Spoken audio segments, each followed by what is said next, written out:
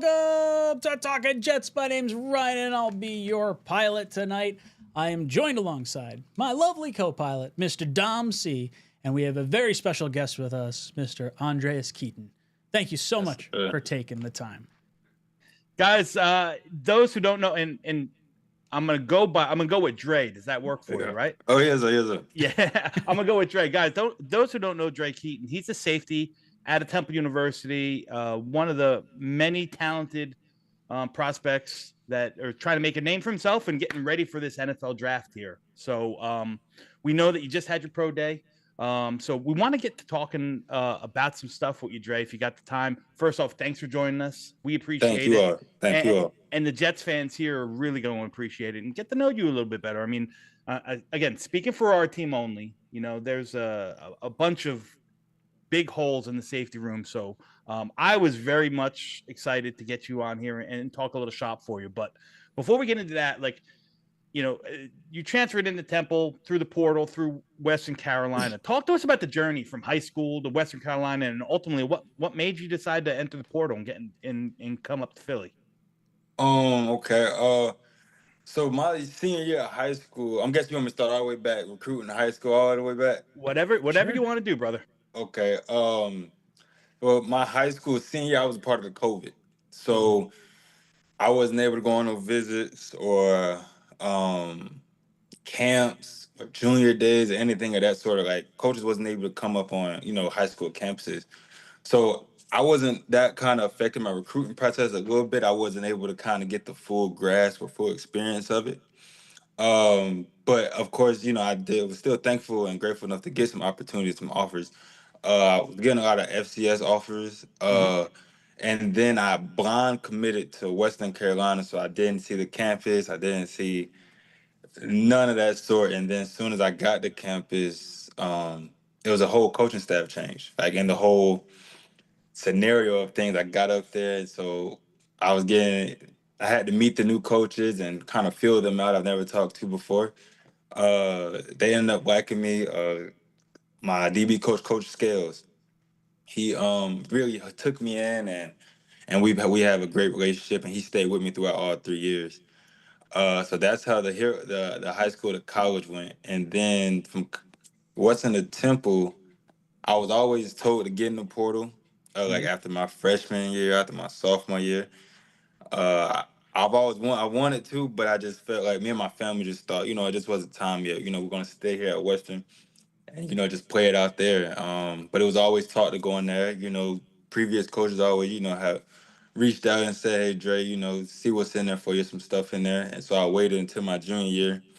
And it just naturally happened. I was more matured. My body was more matured, for a college athlete. Mine was more disciplined on the field. I was able to, do things better. And that's when I felt like entering that portal. And it almost just everything kind of aligned with it, and everything just felt right to make that move. Got in the portal, picked up. My name got really hot fast. Picked up some good offers and some good schools, got in contact with. Temple stood out to me a lot just because of the relationships from my past coaching staff. I think my safeties, Coach 𝐒𝐿, knew the D coordinator, Coach Withers, so that was a relationship. And then another coach knew another coach. So it was just so many connections right there that it just felt real. It felt like if I didn't, it felt like I'd be going against the grain almost. Because just the relationships, I'm big on relationships. So it felt right. Ended up, visiting there. I only had one visit because I jumped in kind of late per se to the portal. Took that visit up there, and I committed on the spot and ended up at Temple and played ball there. So, man, North Broad Street will do that to everyone, right? You get up there and you say, "I'm taking it." Yeah, it's a beautiful atmosphere up there. I will say that. It's different from the South. I will say that. Yes, sir. Yes, so sir. Listen, Dre, I'm gonna call it like it is, man, and I don't say this with disrespect. 2024 for Temple was a rough year, right? 3-9 record. Coach Drayton got fired, halfway or towards the end of the year. Explain the 2024 year and how you dealt with that and fought through that, like, adversity. Like, how do you keep your head? How do you keep your focus? How do you keep your head going? How do you keep playing when things seem to just, at every single turn, something's happening on, in the wrong way, if you will. Mhm. I'll put it like this. So no matter how good you think you have something going, or how many good people you think are around you in this world we call life, is always going to be adversity. Hmm. So, and I think right there that builds character, and adversity comes at the midst of times. And I think you have to face it with the right mindset to get rewarded at the end, or your end goal journey. So when I first got there, it was a lot of new transfers that came in. So that was already one. We was an experienced team individually, but as a team, we wasn't. This is our first time playing with each other. So we had to build that. Went into the season, had a rocky start. Then at the end of the season, Coach Drayton got fired. So throughout all those miscut things and all that adversity, it's kind of the thing where I think you have to have a very straight on mind and a disciplined type character to be able to get through those events. Because like I said, adversity is going to come at any moment. Hmm. And me being someone that's played college ball for 4 years straight and has done some good things, adversity has came through it all. So enduring that adversity early on as a freshman, being able to know how things work, get into the college aspect, the college business of things, it was almost like it was just a smaller bump in the road how the journey went up at Temple. Just Yeah. because I know how the adversity game works, you know what I mean? So I feel like you just have to keep your mind on straight and just know what you want at the end and the end goal journey. Yeah. Yes, So sir. this past year, 67 total tackles, one interception, one fumble recovery, few pass defended. I mean, the stats, look good. Your game film looked really good. Yes, sir. Do some self scouting for us. Tell us about your game. Like what are your strengths? What do you see as your strengths? Where do you think you still need to improve, for the next level? And what can you offer an NFL team right off the jump? Okay. Um, Self scout. What I think I excel, just my versatility. I think that's my biggest thing. I feel like throughout my college career, I know college is different than NFL, but throughout my college career, I've played nickel, I played strong safety, box safety. So I think my versatility is pretty good. I would say. Mm-hmm. I would definitely say a for sure tackler, high IQ, and I'm consistent. So I'm not just a up and down guy. Like, I Mm-hmm. think I stay pretty consistent. So those are the things. It's kind of hard for me to brag about myself because I be trying to stay from doing that. But I feel like those are the things I'm pretty good at. The things I need to work on. When I get that question, I always say pretty much everything because I feel like everything I haven't maxed out myself in all areas of my game. So I feel like everything I can work on, everything I can get better at. Um, what I give a team, a very high character with extreme discipline with no problems on or off the field. I think Yes. at that next level in this draft, everybody's talented. Like, it's no doubt about it. Everybody's talented. Everybody's freak athletes. Everybody is what you want. But also, I think you have to have good character, and you have to be disciplined to be able to do things repetitively and consistently to help stay in that business or to help stay on that team. So I think they're gonna also get a nice, well-rounded character guy. Good. So Go Dom ahead, Rye. mentioned the tape side of things, and obviously, you know, he's a real big film junkie. He's seen like every snap from every player across the country. Dude watches so much tape.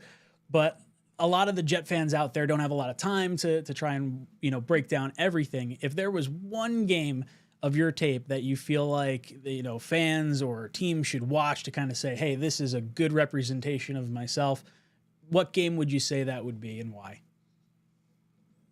I would probably say either Utah State or UTSA. I'll definitely probably say those two games. I really probably say pretty much all of them, but I'll say those I two love games. it. I I mean, love it. It's got because swagger. it's just, of course, I've made mistakes this season. There's no doubt about it. Of course, not everything has fallen my way, but I feel like on those games and throughout those games, you can see the for sure tackling, or you can see the IQ recognition.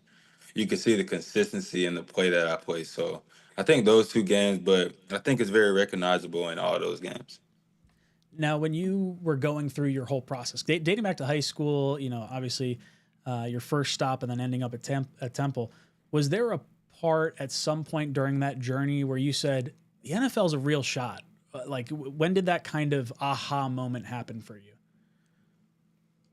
Uh, I'll probably say freshman year of fall camp. It happened real fast. I think coming in as a freshman just because that's the journey, like that's the end goal of everybody. I think that wants to that plays college ball. I think you want to have that end goal to get to that next level. I think that's a dream that we all have as kids. So when I stepped on college campus and I started off, started right away as a freshman and doing the things that I did, I felt like it's a lot of potential here that I got to go grab. So I'll probably say around that time, yeah. So talk to us about your preparation, and I'm not talking about now for the draft. We'll get into that, but more so, leading into the season.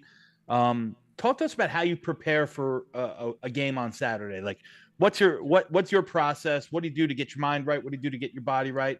I'm assuming you get into the film not only with your coaches but on your own. Like, talk to us about how you break down your film and your opponents and all that. Like, what are the things that you're studying? Okay. So usually it's a thing where I want to say I think it's Sunday.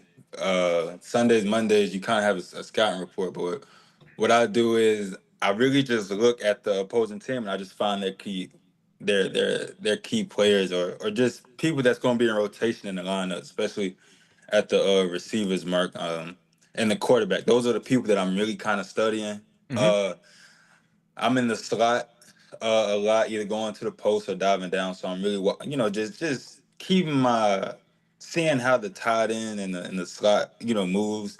I'm trying to see how the quarterback is he left-handed or if he's right-handed. Uh, so I'm just really studying those two players, the quarterback and the receivers, early on in the week. And then as that kind of gets consistently at the end of the week, then I'll start trying to look at the tackles. So like the left or the right tackle, just seeing if the butt's high or low, tending on run or pass, just to try to get any, little secret before going into the game. So that's how I study. I don't dive too much into it because I want to make sure that I'm still playing football just off of reactivity and letting true skills show and, not overthinking it. But those I would probably say are the things that I look for going throughout the week just to try to get a jump on or a read on that some might miss. Yeah. Now, Yes, sir. yeah, talking a little bit more about scheme. I know you said one of the strengths is your versatility. I say this and again I say this with the utmost respect. Like you stand out when you're fitting the run. Like that's that part of your game is strong. And I'm not saying the other parts aren't strong, but where do you think schematically you fit best? You playing down in the box, at the post, you single high. Like where do you think that you are the best? And I know versatility is definitely a thing, but there's got to be something that you prefer that you Yeah. think your skill set kind of leans towards. I feel like my strength is if I had to pick between going to the post or being around that box, I would definitely say being around the box. Just because my size and just because I'm a for sure tackler and I can also hang around with the slot. So I feel like the box if I had to pick, the box would definitely be my option for sure. Yes, sir. Now, you just had your pro day, and everyone saw the numbers. Phenomenal. You tested out great. I know you talked to the Jets there, or had some conversations with their staff there. How'd that go? And I'm not asking for details, but I'm just in a general way. Oh no, it went good. It was just after the pro day, you have these brief conversations with these teams, and it is almost like a blessing and an eye opener at the same time. Those things are cool. Hearing good things from them, and just it really just makes you want to work harder in a sense. And makes you want to keep pushing. But having these conversations and little talks or big talks with these teams are real consuming and real energy feeders. So, Yeah. What kind of yes, sir. feedback? What kind of feedback did the NFL scouts and staffs give you? They was really saying I put on a good show, especially in the DB drills, and I had put a great day together all together. So those things, and those were kind of repetitive sayings from the team. I was hearing a lot of the same things. You look real smooth in the position drills, nice hips.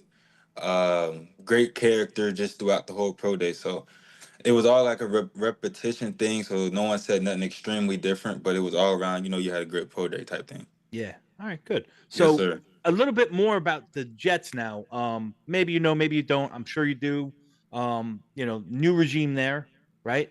Aaron Glenn, former defensive back, now the head coach. Defense coordinator Steve Wilkes, former D back, now the Yes, defensive sir. coordinator. A mixed bag of pre-snap and post-snap looks in both of their defenses when AG was in with the Lions and Steve Wilkes with both Carolina and Arizona. Play a lot of cover one, a lot of cover zero, a lot of sim pressures, all that stuff. They rely on their defensive backs. The stuff like that kind of excite you or does it intimidate you as you're getting ready for this process? Like, is that something that says, oh yeah, that's me. I need to be in that. I want to show them. I want to be that leader. I want to be that green dot or whatever it is. Or is it a little bit more intimidating knowing that you're going to be not going to be, but you possibly could be being coached up by two guys who played your position, at already at the highest level. I wouldn't say intimidating at all. I think that's what you want as a defensive player and especially as a DB alone. As a DB, I think in order to play this position, you have to be willing to put all pressure on your back, and you have to be able to live or die with if it goes good or bad. I think that's just the life we choose as a DB. So, but being coached by those guys, I mean, it's a blessing, right? Right. You can't turn that down, and like I said, that I wouldn't say it's intimidating at all. I think it would actually be a positive thing. You'll be able to learn new things naturally.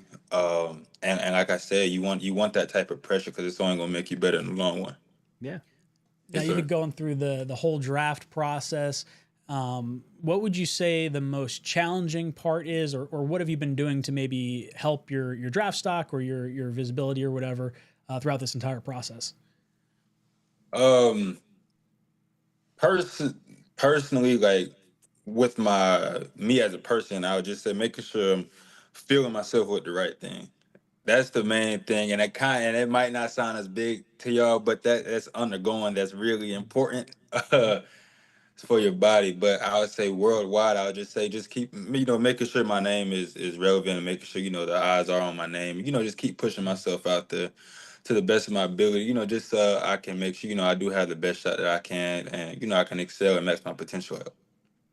Now, if you Yes, had sir. if you end up hearing your name on draft night or shortly thereafter, what would it mean to you to make the NFL? It would be a blessing with like no pun. That's what we look for. Like I said, coming into high school, since a little kids, you look at that TV and you see that, or you go to sleep knowing you have school the next morning when you're in middle school, elementary school, and you see those names getting called. It's kind of like, dang, dad or mom, I kind of want that to be me. So it will be a blessing, and hopefully that dream comes true. Now, there's a lot of expectations, going into the draft, and obviously, you don't know where you're going to end up. We hope you wind up with our New York Jets up in Jersey. But how are you going to handle maybe the uncertainty of the draft? Do you have any like draft day plans that you're going to be doing with your family? How are you going to handle maybe the uncertainty of it all? Uh, as of right now, truthful answer, my mom and dad are the ones handling all the draft day parties of venues and this, that, and the third. I'm an Andreas Keaton. It's just I'm working out and I'm keeping my mind clear on getting there. The parties and the celebration that will come when it comes, but I haven't even got to think about that. I'm just still, I'm still in the process, and I'm still trying to remain hungry and keep that grind mode. So it's a Now, in a safety class like this is, what are you going to do to try and set yourself apart from maybe the rest of the class, or if you had to give like kind of your pitch as to why you are, the decision that someone should go with? like I said. I mean, it's talent all in this class, stage position, line position, everywhere. But I would say, me personally, you're gonna get a great characterized kid that can play ball on the field too, and is gonna do the right things off the field also. So I think that's what it comes down to. I think the talent is talent. It's all talent in this draft boards, whether that's first, second, 7th. It's all gonna be talent, but I think me as a person is what's gonna be the big thing, and I have the talent to go with it. Jets obviously need safeties. We got a few DBs in our secondary: Sauce Gardner and Michael Carter II, two of the staples that we have here. What would it mean to be playing with a defensive backfield with some of those guys? Like I said, those are all busts, and anybody I'll be able to play, play with, it's going to be a bust, and them guys have done it, and them guys have reached that goal that us as, college athletes, well, past college athletes, want to reach to. So being able to be around those guys, learn from them, learn from those guys, they're already experienced, they already know the behind the scene things, the how to do this and how to do that. So, I mean, it'll just be a blessing being around those experienced guys. Now, is there a player that you grew up watching that you sort of want to model your game after, or maybe have modeled your game after throughout your career? It's some talented guys. I would probably say today's game, the person I've been watching a lot this previous year was actually, he had a great year, Kirby Joseph. I've been watching him a lot, but all in all, I'll probably say Brian Dawkins. I really like his game. This is versatility. Like I said, he can play in the box and he can play up top. So that's what I'll probably say. Oh, that's a great name to hear. I wanted to draft this guy just to get that. Dom, what other questions you got? Yeah. So, real quick, Dre, talk to us about life outside football, man. Like, what do you do to keep yourself grounded? What do you do to take your mind off of the grind? And when you're not when you're not involved in the grind and whatnot, like what does a normal off season Dre do? What are you about? So if it's nothing revolving around football, I'm bowling. For sure. Yes, I'm bowling alley. Or I'm just on the game, man. Those things keep me grounded and bring me back to reality of life. You still gotta be able to enjoy your life itself. It goes by real fast. Yeah. So to bring a good smile on my face is bowling, family time, and on the game. That's it. Simple as that, man. It's real simple. All right. So before we get you out of here, man, I'm gonna drop a bunch of rapid fire questions. Okay. Right? First thing that comes to your mind, you spit it back out us. All right. All right. Xbox or PlayStation? PlayStation. Ooh, man. Get him out of here. I'm an Xbox guy. Where's that out of here? PlayStation, yes, sir. On that PlayStation, yes, sir. All right. You got a cheat day meal. What's your go-to cheat day meal? A Taco Mac, 10 wings and fries. All right. There we go. Okay. All right. So you just finished your first NFL football game. Okay. Okay. Who you reaching out? You got anyone in the NFL, any active player? Who you going to swap that jersey for? I just got done with a game, and I can go swap my jersey now. Yeah. He wants to hold on to it. It's his first game. I'll probably do Jalen Ramsey. Yeah. Jalen Ramsey. Okay. Yeah. All right. You grew up in the South, right? Yes, sir. What football teams you root for? I grew up in the South, bro. Go ahead. I done rooted for so many teams. So we got this company down here. It's a pizza company. It's called Jets Pizza.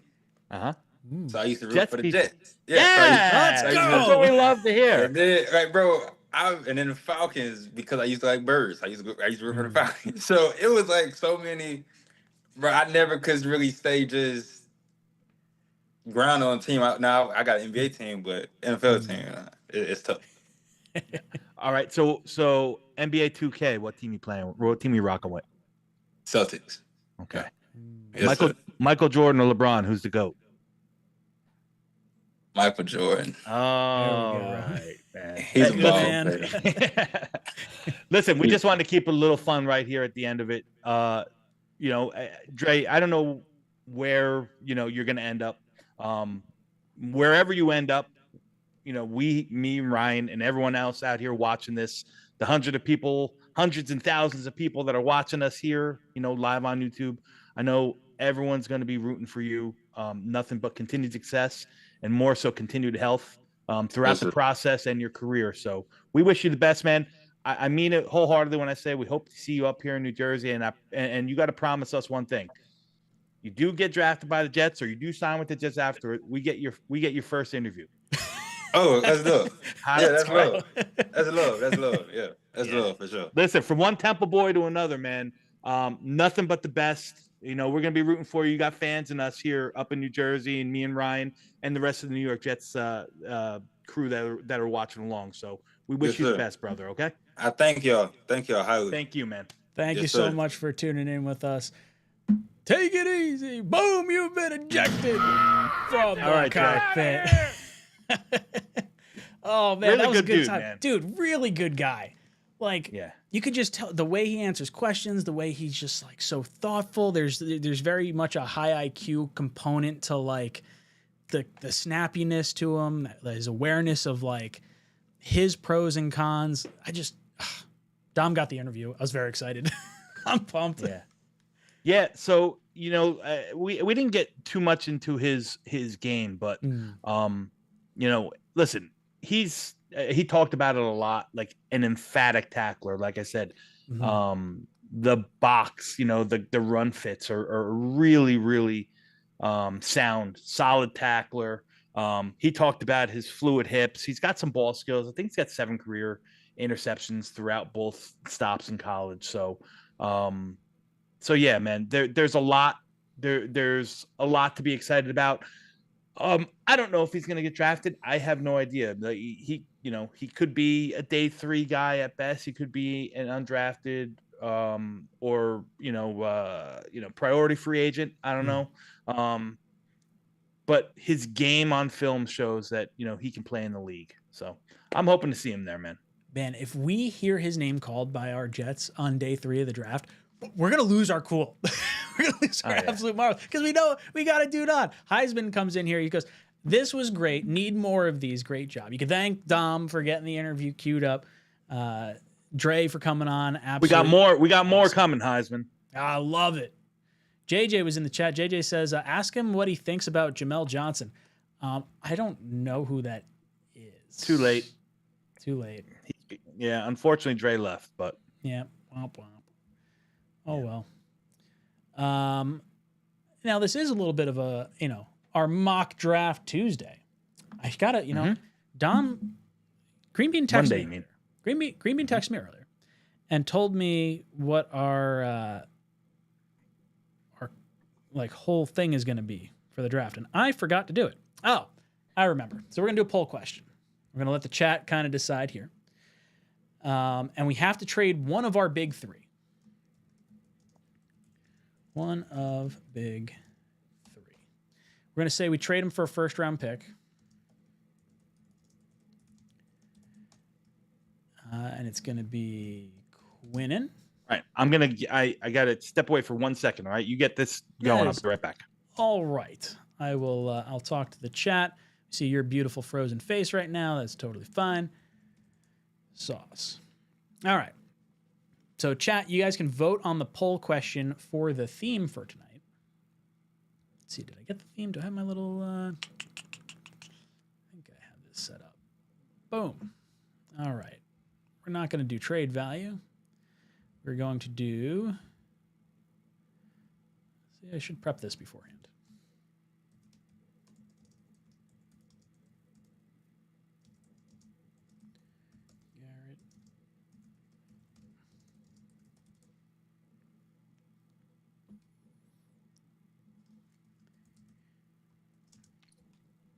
Sorry, buddy. That's all right. All right, let's see if I got this. Boom. Okay, so the theme is we must trade one of Garrett Quinnen. Why did it say quinine? That's stupid autocorrect. Quinnen.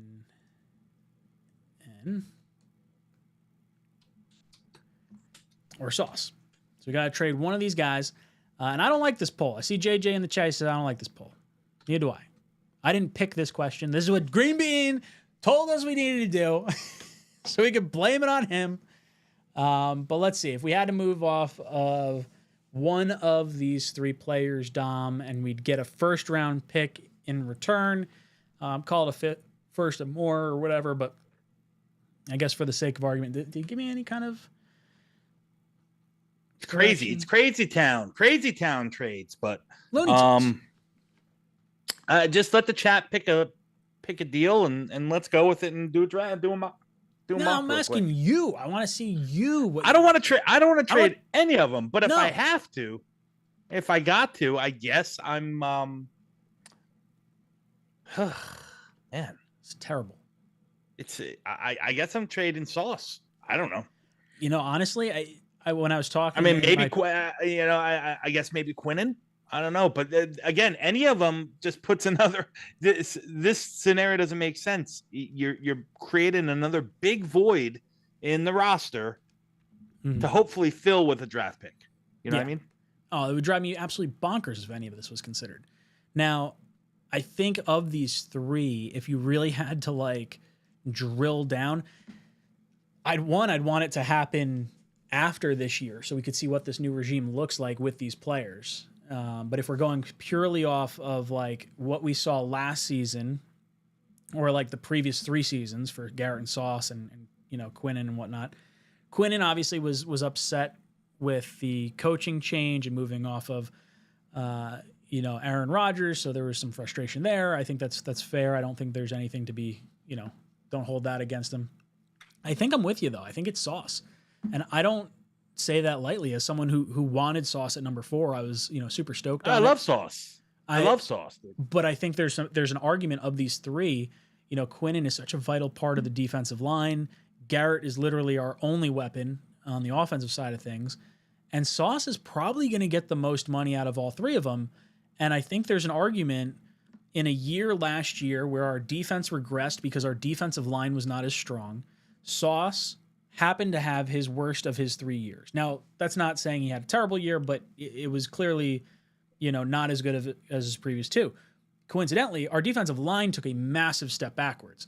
So there's some concern, I think, from my side of things is Sauce's greatness to some degree predicated on the defensive line success, similarly to, you know, that Eagles game we saw 2 years ago where you had the 2 backup corners in and our defensive line was feasting. We were dropping, you know, so many guys into coverage. We only had to rush with 4, and we got to see success against the Eagles. So I think there's some argument to be made that the pass rush is so much more critical than $30 million devoted towards a corner. And that's where I sort of am making this analysis that I don't particularly love to make.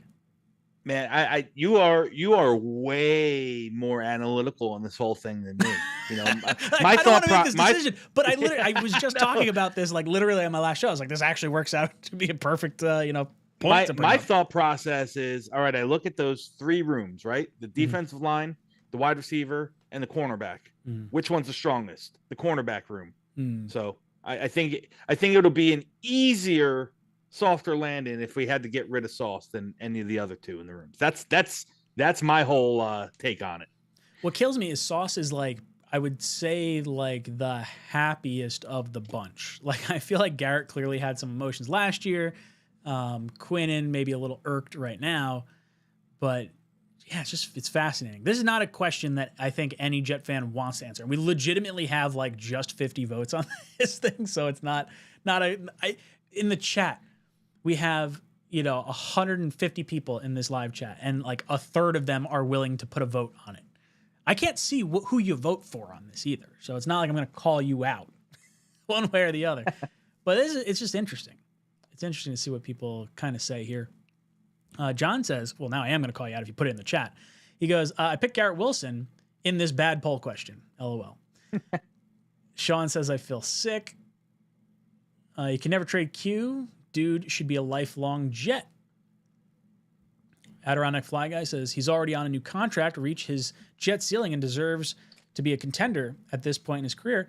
I think that's an interesting argument to be made, as well as like, you know, you're probably relieving yourself some cap relief by moving him, but you're probably getting a higher draft haul, I would think, for Sauce and Garrett than you would for Quinnen at this point. But we're just saying a first round. I don't know if Quinnen in his contract, to be honest with you, I don't know if he nets you first. But no, this is Green Bean's poll. Yeah, we're gonna throw Green Bean entirely under the bus for this. It is what it is. AJ says, wow, that thunder is going crazy tonight.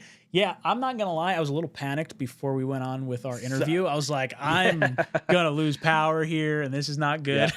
I'm going to be so embarrassed. This guy comes on and just blow it up. No, we've made it. We just got to make it another 30 minutes or so. Yes, sir. So it looks like the majority pick here is going to be 𝐂𝐮𝐬 gets traded. So I'm going to end the poll there. I don't think we're going to do that. Green Bean goes, I'll take the blame, baby. Hey, you know what? It's an interesting dynamic, right? Like, and it may not even be necessarily that one of the big three gets moved, but maybe there's some kind of move that nets us an extra first, and we still can kind of go through this process. Either way. That's right. You know, we're clearly going to have a much bigger hole if we wind up, moving one of these guys. But it's an impossible question that none of us really want to answer. All right. So let's jump into this. I got to change this. I never traded this. Okay, so Jets trade 𝐂𝐮𝐬 Williams. Oof. I don't like this. I do not like this, Sam. Now, what are we getting back? Do we just pick a team to trade with? Yeah, we say a first.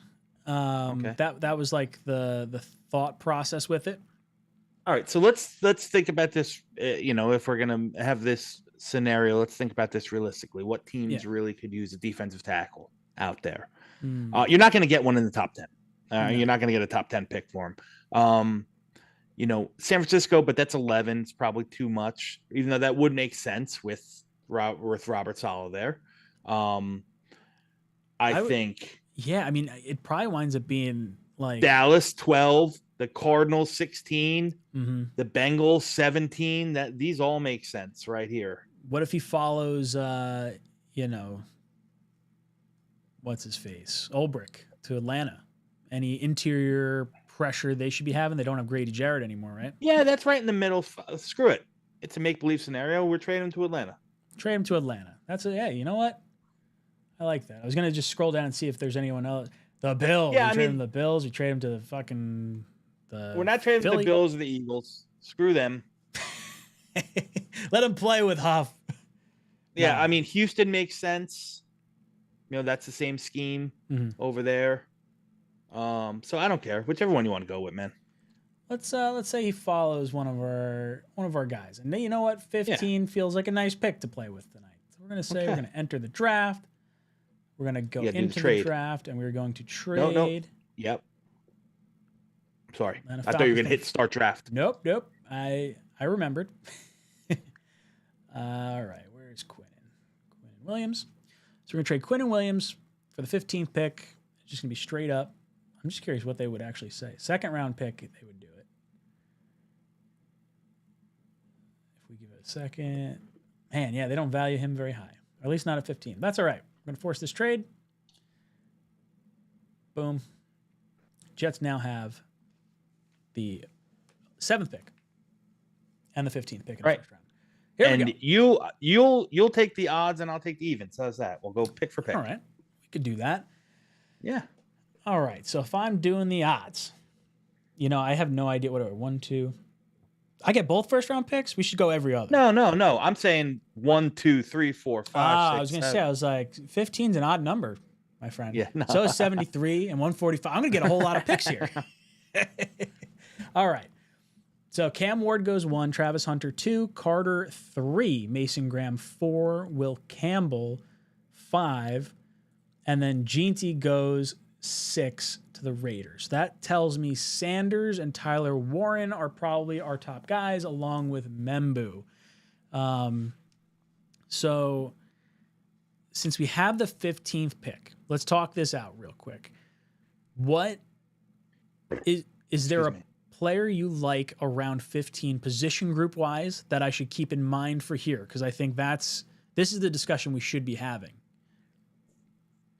Well, listen, at some point you figure now with 2 firsts and a second, one of these picks have to replace or fill in the defensive line hole, whether you're not going to replace him, but you probably have to address that there.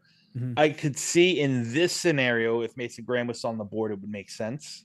I don't know if there's a defensive tackle that I take here at 7, so I will defer to you to go elsewhere. And then we can look at it again at 15.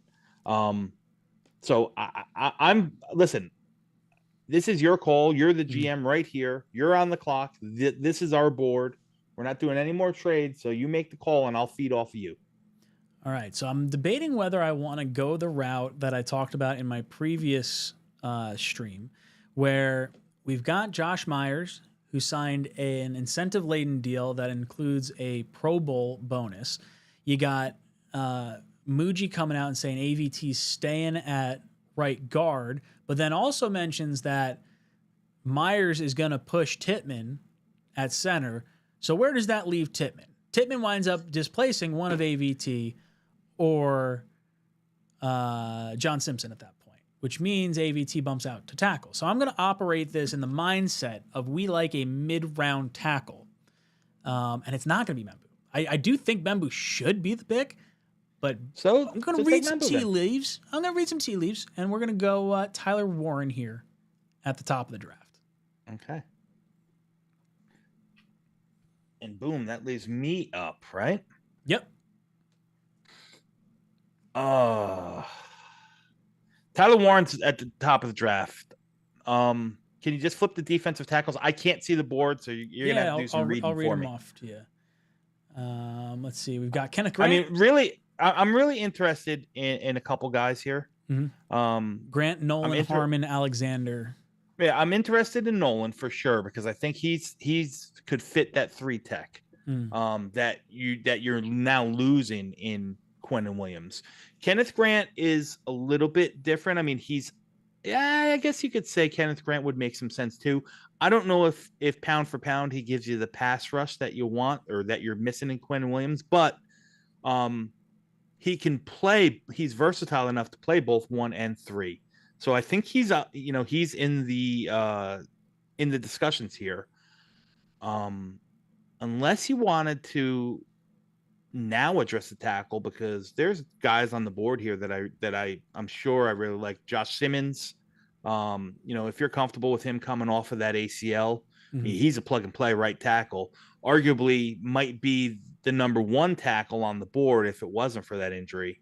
And has right tackle experience, played right at San Diego State, played left at Ohio State. So, he's in consideration for sure. As a matter of fact, I think that's probably, I'm a Josh Connerly fan, but Josh Connerly, I think is he's really a blindside protector. And I don't know if I want to force a round peg into a square hole and make him learn how to play right tackle. I don't want to move Olu into right tackle. He's very much skill set wise, very similar to Olu, meaning, mirrors very well, very good in pass protection, long, smooth athlete, not the most powerful guy or doesn't play with that sheer power. But Simmons, on the other hand, if he's healthy, I think he's arguably, a top 10 pick in this class. So I'm going to take Josh Simmons. All right. So the Jets addressed tight end and tackle. Probably not the way Jet fans were kind of hoping. If we didn't have the 15th pick and we were sitting in front of the Colts, I'd probably be more inclined to have taken Membu at the top of the draft and hoped that Warren fell. I guess you could have gone the other way and gone with Loveland or something like that, if we flip-flop things. But now we're sitting at pick 42. And I think some major things the Jets should be looking at here, obviously safety. I like Xavier Watts.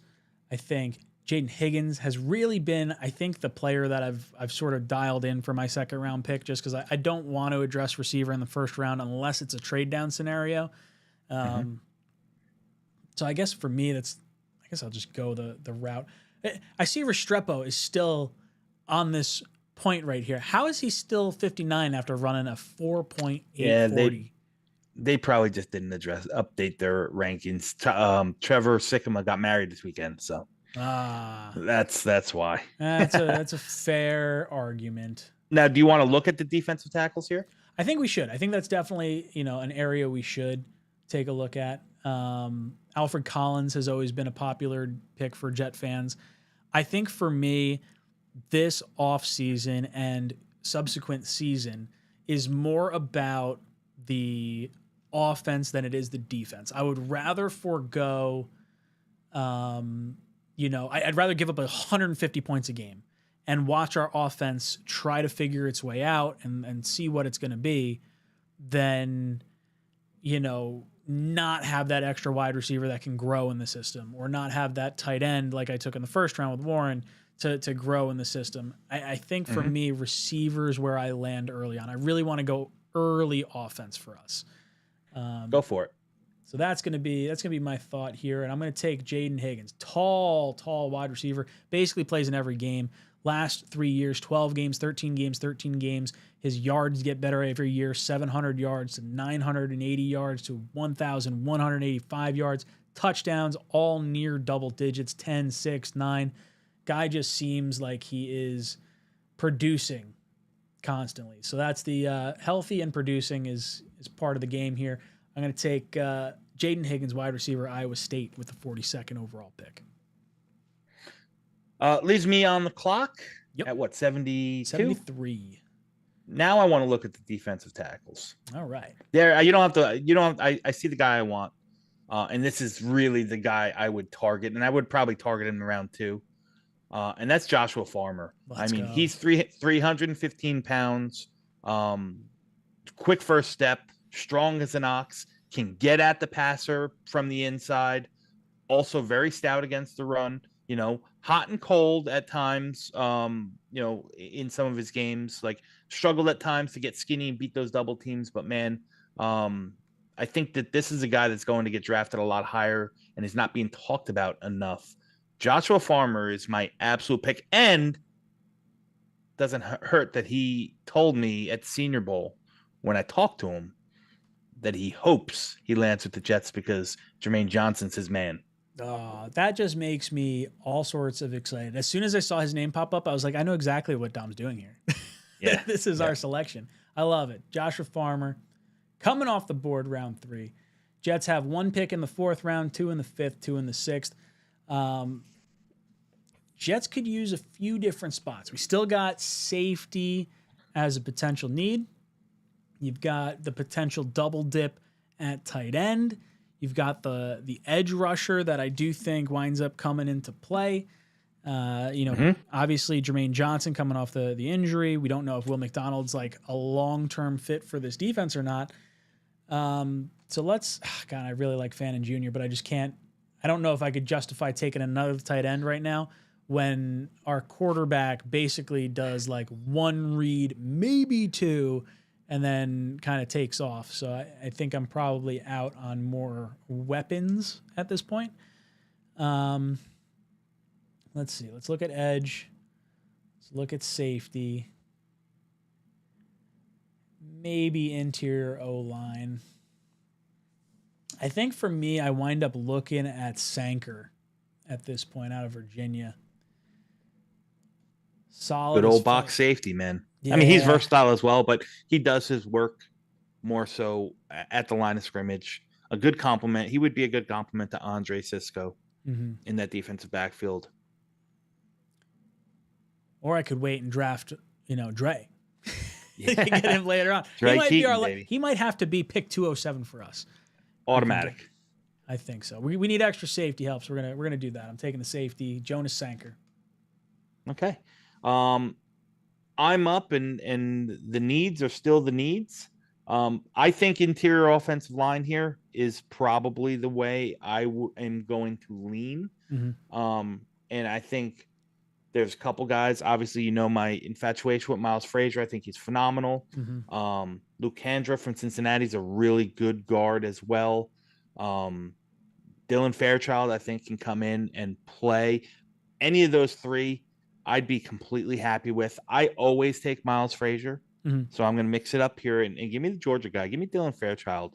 Obviously not going to start year 1, but he's the pipeline guy with AVT and John Simpson both in walk years in 2025. Let's get the guy ready that can step in and play for him. It looks like Fairchild. Left guard, right guard flexibility, so it gives you that flexibility depending on who winds up leaving too. Correct. I like seeing a lot of blue dots. Makes me feel good. Run block grade, pass block grade, zone grade. All feels right. I like your assessment based on my non-knowledge of this guy. Pick 162. Jets still, I think, going to need to look at linebacker.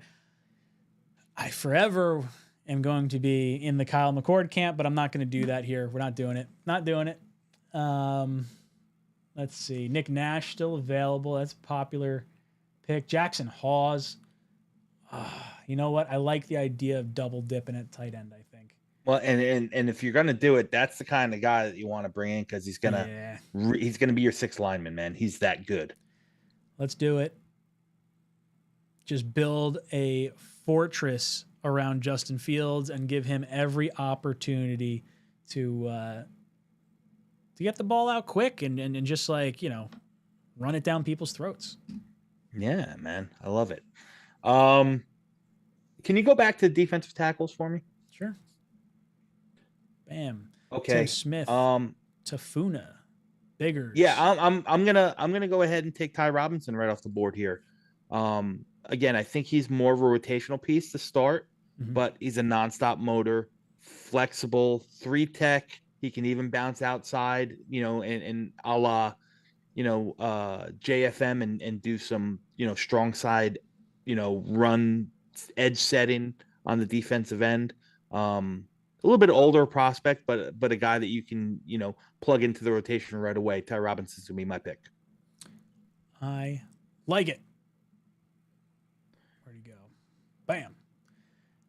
Now pick 207. Damn it. They don't have him on the clock. Not in there. They don't have Keaton? Ruined. Yeah, that's okay. So what are we going to do? Final pick. Kicker? I know you're team kicker. Oh. Yeah, with that sound. It's all right. It's my pick, you jerk. We're going It kicker. Oh, geez. Let's see what we got graded out here. They don't like our Tyler Warren pick. Josh Simpson got us a nice little grade. We got B-. Simmons. What'd I say? Simpson. Josh Simmons. Make sure you take a screenshot of that too. You know what I'm gonna do? I'm gonna download it right now, so that way I can send it to Green Bean after this. It's not too shabby. I would take this. Tyler Warren, Simmons was an ACL. Is that what it was? No, patella tendon. A little bit more intense, but he was at the pro day and he did some drills and he was moving on it. Don't know if he'll be cleared for camp because it happened week 5 or week 6 of the season. So he might be a little bit of an extended stay, but I think he'll be ready for the beginning of the season. Not gonna lie, that makes my stomach like kind of churn a little bit, knowing we got an injury-prone tackle after coming off Mekhi fucking Becton. Oh, Dom, what are you doing? It's not injury-prone. It's an injured. Injured. Yeah. All right. I got Jaden Higgins play opposite Mr. Garrett Wilson. Give us a nice big catch radius. Joshua Farmer coming in. Wants to play next to Jermaine Johnson. The chemistry there, I think, is good. Helpful for the the locker room. Sanker, I'm sure Green Bean's going to be smiling at. Any of his Virginia guys get taken. That's right. That's a very big move there. Then we got some interior with Dylan Fairchild. Going to need some flexibility for both AVT and John Simpson. Jackson Hawes complements the tight end room nicely. Jets obviously putting a lot of emphasis on protecting the quarterback and providing some degree of weapons with the basically 4 picks that help influence that. 2 tight ends, the wide receiver, and the tackle. Another and interior. The guard. What was that? And the guard. And the guard. And the guard. I didn't say the guard. And the guard. Putting a lot of emphasis. And then Ty Robinson, another defensive tackle. We obviously traded Quinnen Williams. So we're going to need a little bit more help inside. And then we rounded out with a kicker, 4-year cheap contract that Dom always scoffs at. That's all right. But I want to hear you think about this draft based on the scenario of the Jets trading Quinnen Williams. Where do we stand after this draft is all said and done? Where do we stand? Like, how does this team look after this? And where's our weaknesses heading into 2026? It does. You got some good foundation pieces here. I think you really put yourself in an identity in your offense, and that's going to be run first, run heavy, protect the quarterback, give him a chance to do his work. And the defense, you caused a big hole by trading Quinnen Williams, but you added some pieces, and you hope that our defensive staff can really coach these guys up. That's the one thing that we've been missing, right? Jake comes in. He says, Desmond Watson. I just read there's a 460-pound defensive tackle. He can fill both tackle spots by standing still. I'm sure not well, but that's a lot of space. He ran a 5'8". That's insane. Like, for that weight. Like, if you told me, hey, there's a guy coming out and he's 100 pounds heavier than the big ticket. Like, what are we doing? This is an enormous human being. Yeah. So silly. I'll take this. It's not terrible. I mean, a lot of the same names, same faces. We added a little wrinkle there with Simmons, who's a name that we haven't talked about in Jets world too much. And Dylan Fairchild just switched it up on the interior a little bit. So not too shabby, Rye. Yeah. And if you guys are upset at the theme, blame Green Bean. That's right.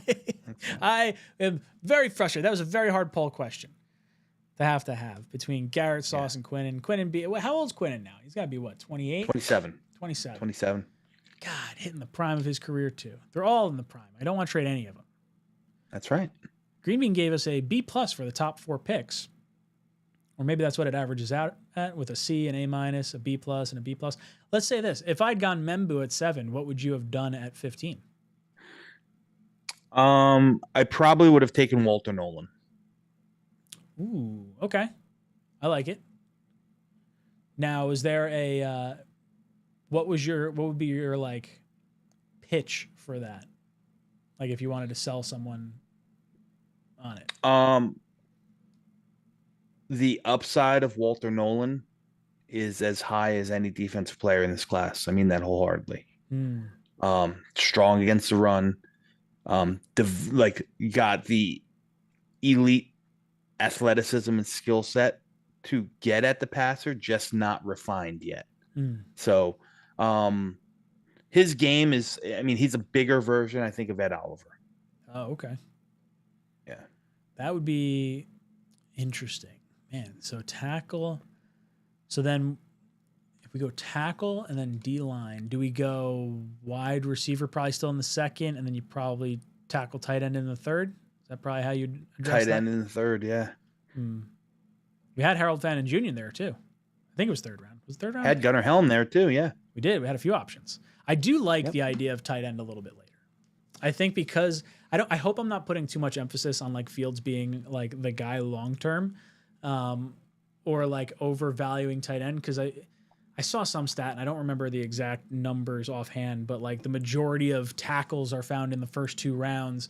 So to like pass on arguably the best right tackle in this draft, and potentially, beyond that, given the 40 time, if you buy into that, feels like it's sacrilegious. Like, I feel like tackle should be the pick.